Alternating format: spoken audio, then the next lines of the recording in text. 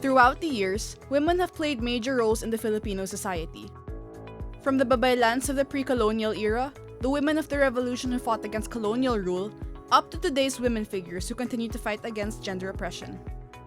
After all the battles and obstacles women in the Philippines have faced, it is important that we know the roots of how strong our women really are. Before the word feminism ever existed, there was the babaylan. The babaylans served as the female political and socio-economic identity that played a major role in the Philippine pre-colonial societies, otherwise known as barangay or balangay. The babaylans' role in culture, religion, medicine, and other theoretical knowledge were crucial in each barangay. They had the right to own property, obtain divorce, and remarry. Women could either be the chief of the barangay or a priestess. They were in no way below the datu, who was considered the leader of the tribe but instead worked side by side in making decisions and conducting important social activities for the community. The role of the babaylan was not only given to women, but to men as well, who were mostly effeminate or blatantly homosexual. Women's involvement in male-dominated affairs can be traced back to the Spanish colonial rule, to the Philippine-American War, and to the following years. The Spanish friars demonized the babaylan, saying that they practiced witchcraft and were endowed with powers from black magic. With this, the friars were able to take control of women and their bodies through aggressive Christian indoctrination. Although the colonizers suppressed a lot of Filipino culture and practices like that of the babaylan, Filipino women still played major roles in their communities in regards to revolution and liberation of the Filipino people from the colonial rule. Gabriela Silang is best known for being the first female leader of a Filipino movement for the independence from Spain. This is where the present local feminist organization Gabriela patterned its name after.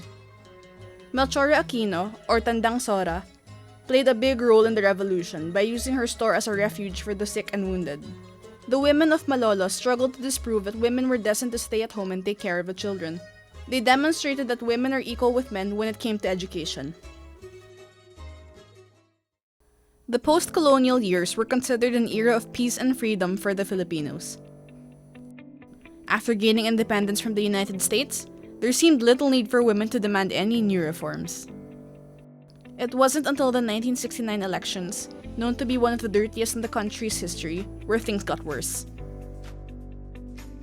Women's organizations, alongside students, protested against the corrupt Marcos dictatorship. The assassination of Benigno Ninoy Aquino sparked outrage among many Filipinos overnight. The biggest alliance of women's groups that was crystallized by the Aquino assassination was Gabriela. It was the first attempt in unifying the women's organizations around a feminist agenda.